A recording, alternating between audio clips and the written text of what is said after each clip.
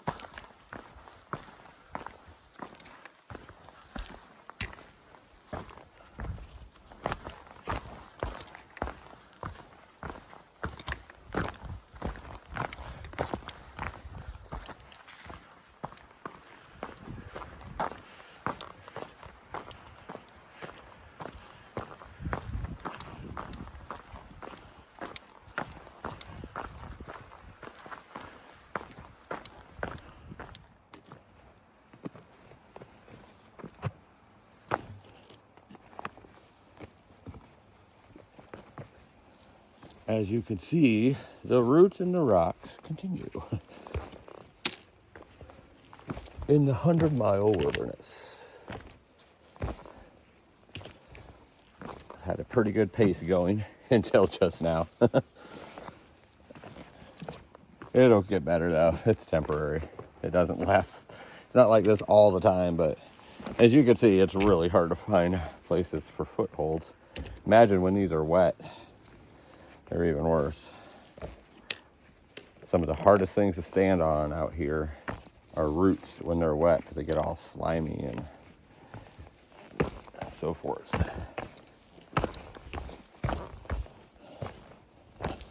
difficulty eases up a little bit. The roots and rocks never go away, but and if they do, they're short-lived when they do go away, because there's obviously cruisier parts of trail, and those are really nice on the feet, but they don't last forever either.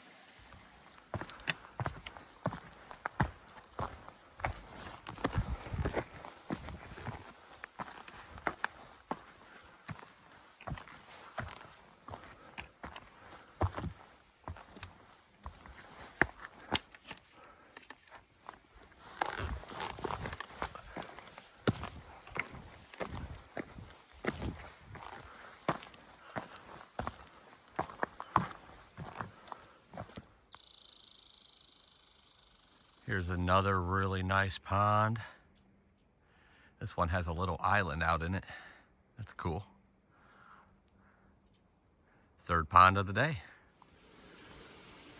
This is a stream or creek that comes from that last pond that you've seen. And I'm crossing this right now on a series of rocks and like beaver dam stuff. Whatever you call it, beaver sticks, chopped up sticks. Over to here.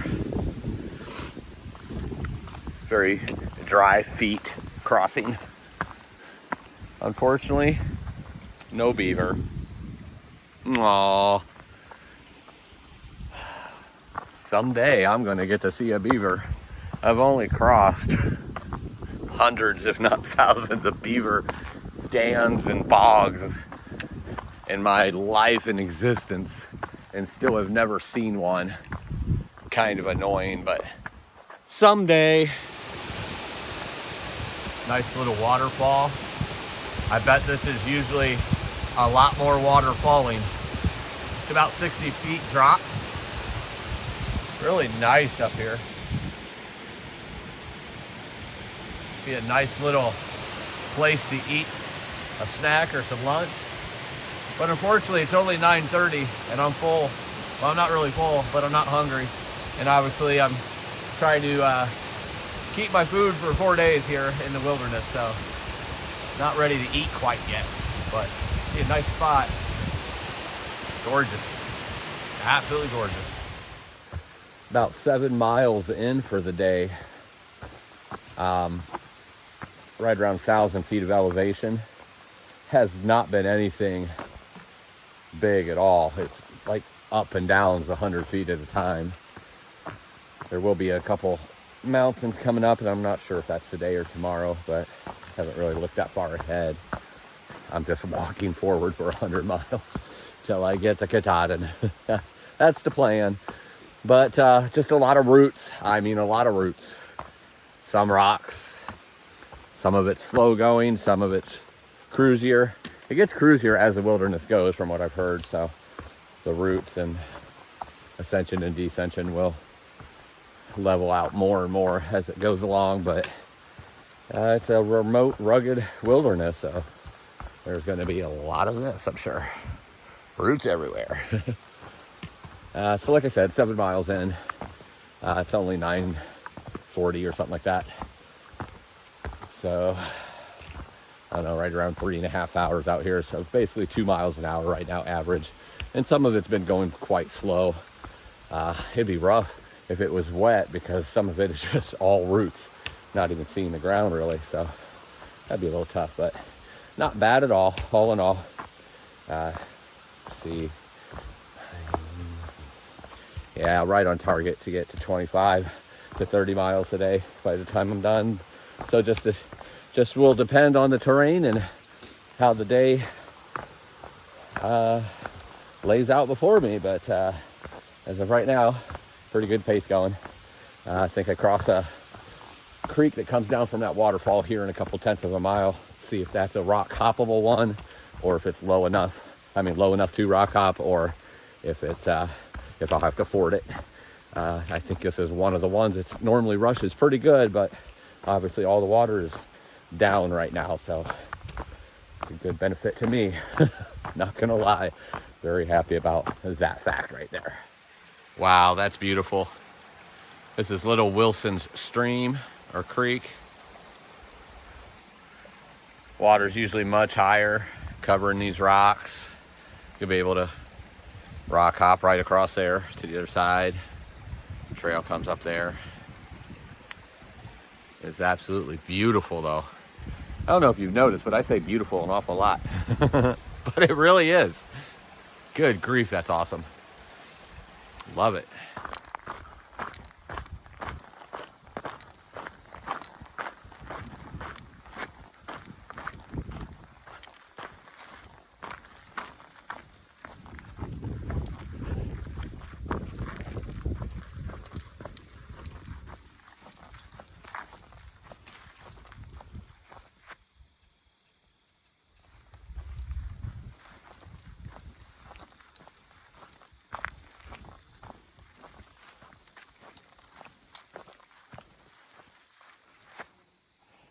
Right there at the edge where there's a couple sticks. I just seen something go under the water. That might have been a beaver. Pretty sure it was actually, but I didn't get to see the whole body. So it doesn't count because I don't know for sure. Dang it. I take a lot of time when I'm at these ponds trying to find a dang beaver. As much as animals love me and come up to me, I don't know why beavers elude me so much. I want to be their friend. Okay, I really don't, but I want to say hi. I walked across this, along this logging road here for a bit on the north side of that pond. Now going back onto the AT. Gonna be seeing some pretty good views here soon with some cliffs with overlooks of the mountains and valleys below.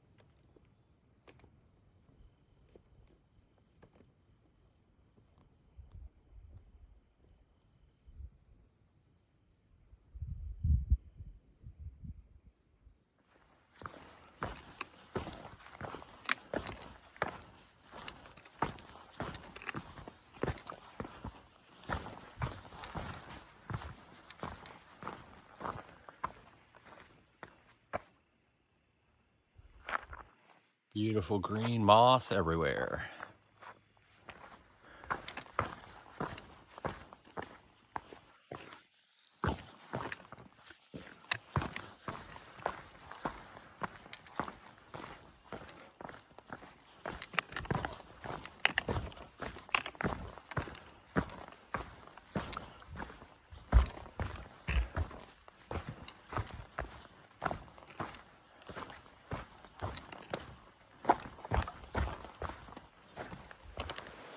Just stopped and got some food, a snack, nothing good or nutritious, and got some water at Johnson Brook. I believe it's called Johnson Brook. It's just a little side brook that goes into the Big Wilson Creek, which you might be able to hear that in the background. I think I walk along it here for a while. I got about 4/10 of a mile and I have to cross it.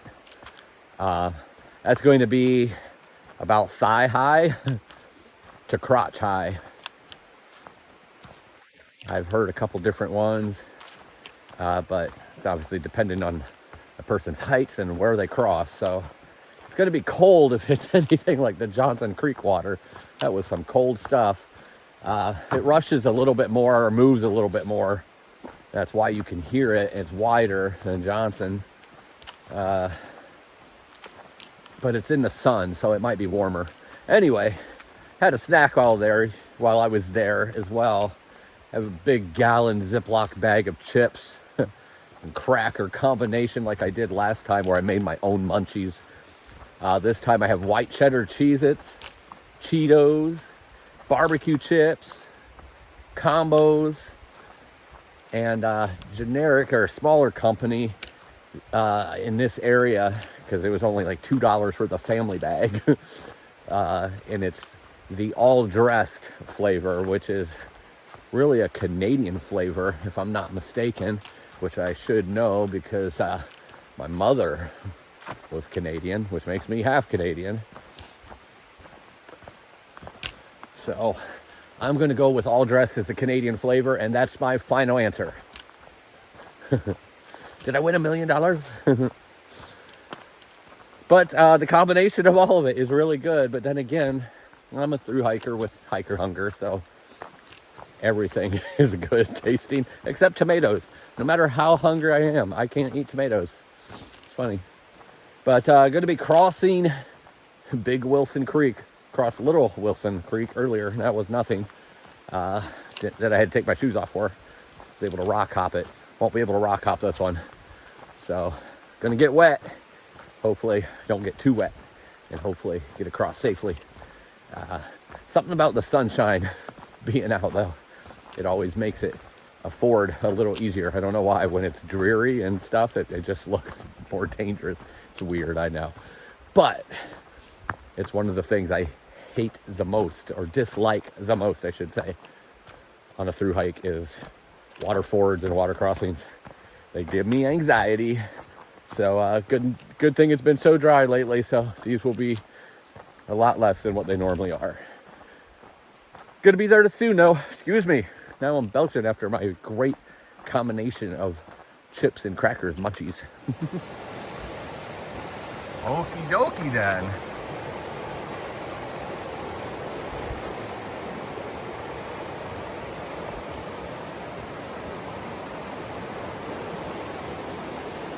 Rapids are running pretty good right there, but I'm not crossing up there. And across right here, it's still moving pretty good, but not as bad as obviously it is in certain areas. Yeah, it's pretty deep. Yeah, I'd say it's about thigh high. In the middle might be even deeper. I don't know. I'll find out when I get out there. Let's do it. Well, I got across it. It took a lot longer than I anticipated it taking. Good thing the water wasn't too icy cold.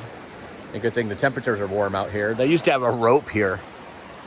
I think I've seen this one before, like in really high water, kind of a treacherous crossing. It wasn't exactly safe, me going across this. It went up to about there, high, mid-thigh, in the middle especially. But the problem was the type of rocks in there. It felt like I was stepping on the bowling balls. they just kept rolling and moving, and you couldn't get a good step anywhere. So it was hard for it to go from one step to another. I had to like crawling like this one, you had to kind of feel around like this for that good place to place your foot. But I made it.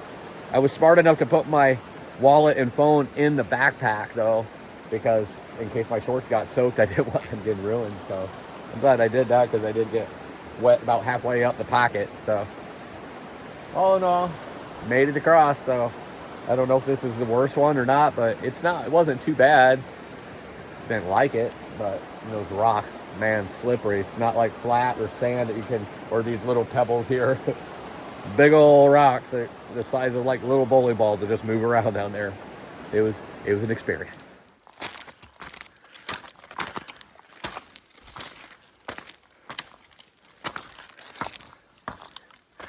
I'm going to be on a train in 5 or 6 days. I can't remember which. 6 days. 6 days from now. Maybe I'll just wait here. Maybe it's going to come by here and pick me up. I can't imagine that set of tracks in the 100-mile wilderness gets used very often. But I could be wrong. I don't know if you know this about me, but I've been wrong before. So the ongoing pains that I've had over the last few days, there's always something. Trust me, there's always something when you're through hiking. Something's gonna hurt. But the thing that's been bothering me the last few days, which I mentioned on one of the other videos, is my plantar, basically where the arch and the heel meet on my left side, and then my right knee. Neither one is bad, just painful. The right knee isn't really painful as much as it just feels like it's locked up a lot of times when I'm descending and such. Going up doesn't bother that, but the plantar, man, that's definitely bothering me. When I was, in town and sleeping in the hostel, I got up in the middle of the night to use the restroom, and I could barely walk. I mean, the pain from my heel, just putting it on that hard floor, was excruciating, which I thought was kind of weird because it doesn't hurt that bad when I'm walking, but on roots and such, on rocks. But that's because the adrenaline probably is going and everything. At the end of the day, it's not injuries. It's simply just wear and tear on a body that's went almost 2,400 miles. Right there, I twisted it. Or stepped on a rock that made my foot go sideways and shot pain right through that arch. That's what the wince was for, but just part of the journey, I mean, I know it's hard to those who have obviously through hiked that you understand this, but those who have never through hiked or even long distance hiked, it's hard to understand exactly what the body goes through out here. You're taking it to the brink of starvation at times, which obviously, as long as you know what you're doing, you don't do that. You're still going to lose weight. You're still going to be calorie deficient. You're sometimes not getting enough liquid. Oftentimes not getting enough liquid. Just enough to keep yourself moderately hydrated. And just the wear and tear of miles and miles every day on your body carrying a pack. Walking up mountains and down mountains, it takes a toll. So it's to go with the territory. The new one this morning, though, is my back. My back is pretty sore. Pretty good amount of pain coming out of that. I have a high tolerance of pain, so I could deal with quite a bit of pain. But this is, it's manageable, but it's definitely been hurting. And the ironic thing is it's hurting right in the spot where I broke it on the PCT, the compressed fracture. It's not broken, I know that. I think what happened last night is I just slept on it wrong and got it twisted or something, and probably a vertebrae's out. And then with the pack being heavier than usual because of the extra food for the wilderness here, it's quite painful. So, do you think that's going to stop me? No. Do you think that's going to make me quit? No. I'm going to keep going no matter what. But I am so glad they had ibuprofen in Monson because I was out. And today, it's going to come in very handy because I'm a little sore today. I'm not going to lie. But I'm getting down to 100 miles pretty soon.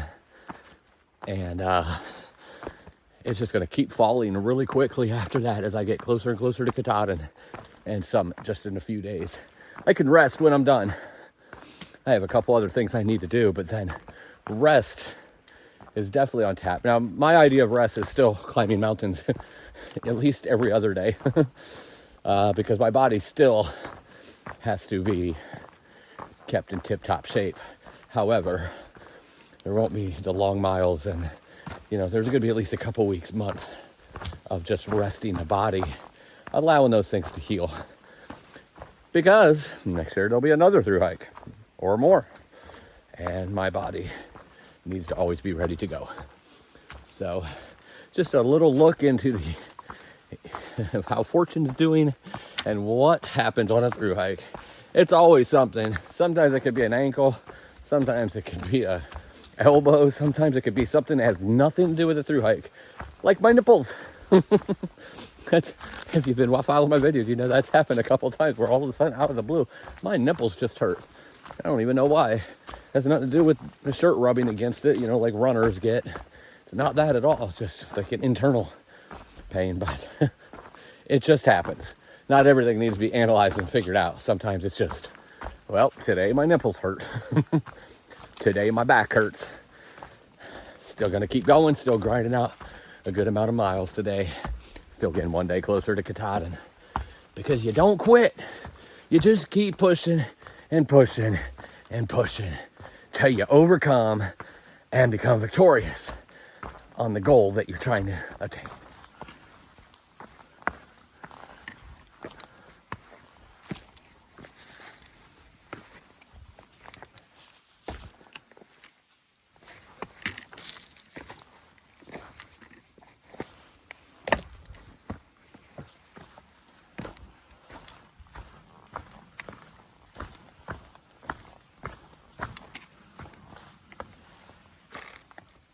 Nothing fast about this terrain. It's just a short little distance, I guess, half a mile or so. Talus field.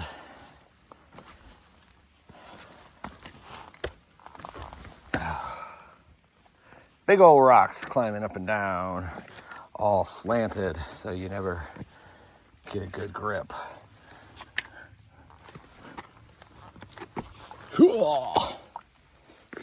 I'm telling you, man. The more you make those noises, the better it is on you. I know these things. Oh, let's see, where do I want to do this? Actually, I'm going to go up here, though.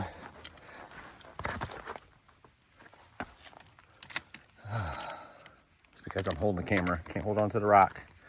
So the pole's down. There we go. Slanted, can't get a good grip with the feet. All right. Looks like that might have been it for that. It made me sweat and I wasn't even going up. It was just going up and down over these big rocks. Just totally slowing myself down. Oh well. Now maybe I'll cruise a little bit.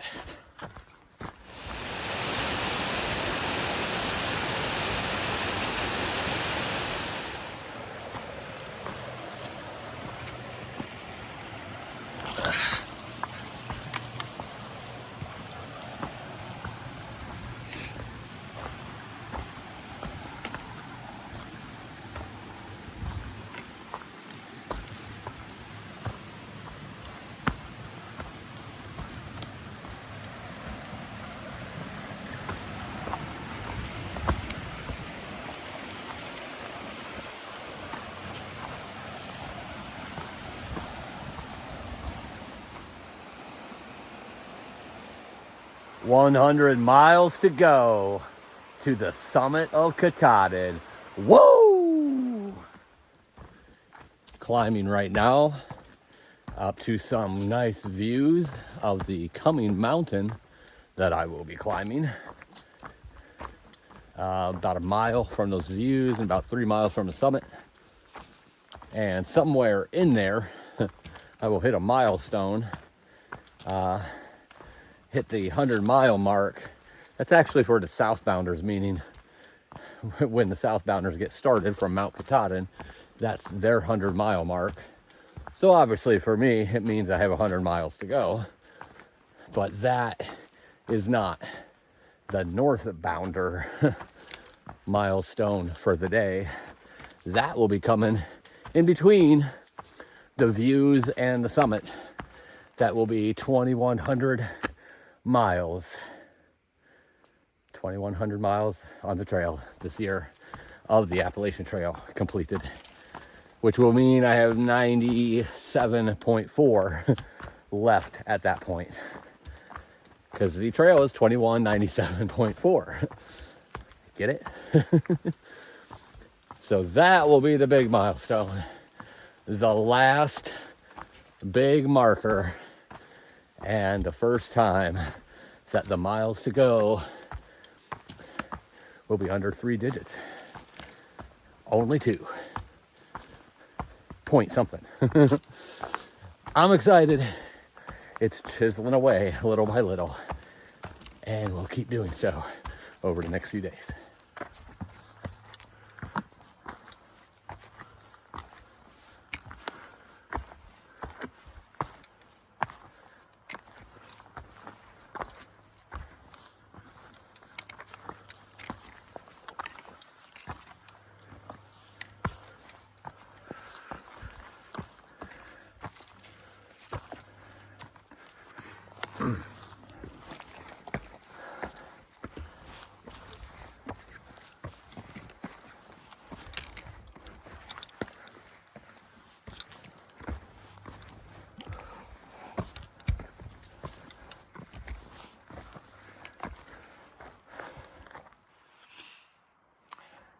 It's not all flatlands in the 100-mile wilderness. I'll tell you that right now. This right here is Barren Mountain. That's what I'm climbing right now. But check out this view on these cliffs.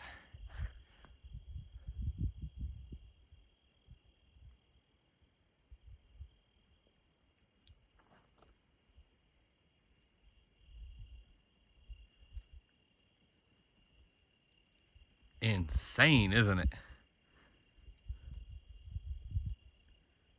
It's a long way down there.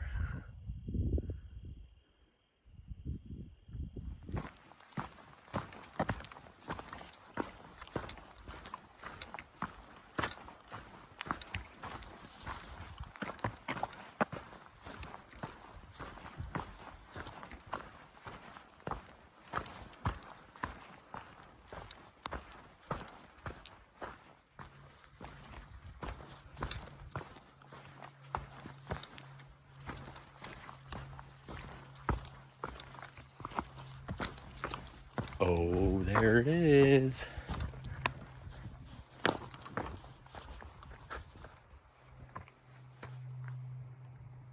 The last mile marker, the last mile marker, the last mile marker, the last mile marker, the last mile marker, the last mile marker.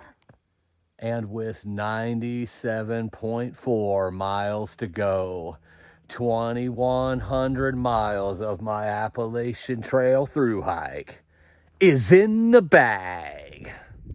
Not quite to the summit, but just in case I don't get these views at the summit.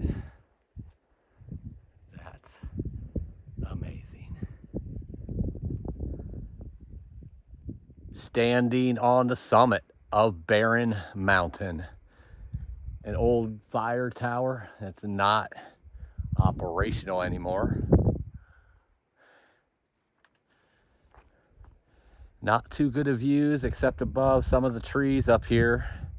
Definitely better views right as I was rounding the corner to make that last, 50-foot bit of elevation out that way. So hopefully the same will be when I'm descending, and I'll get some good views to the north. But the first summit of the day, and the only summit of the day, Barren Mountain, is in the bag.